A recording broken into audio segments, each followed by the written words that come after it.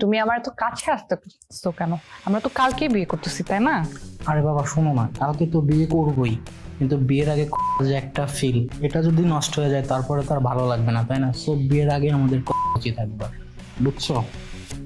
ছি, তুমি এরকম করে চিন্তা করছো কেন? আমার না এগুলো একদম পছন্দ না। বিয়েটা হোক, তারপর আমি তোমার সাথে তো থাকছি সবসময়, না? রিল্যাক্স। আচ্ছা এখন করলে সমস্যা কি? আরে তাছাড়া এ তো ঘুম পাড়তেছেই, আর তোমার বাবাও ঢাকার বাইরে, সো আমরা এখন একটু করতেই পারি, তাই না? এমন করতেছো কেন? জানি এরকম করো না, আমার বিরক্ত লাগছে। কেন, তুমি মনে হয় কখনো করনি?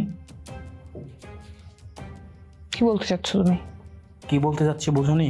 ওই যে তোমার সোকল হাজবেন্ড সাগর, ওকে কি কখনো বারণ করছো?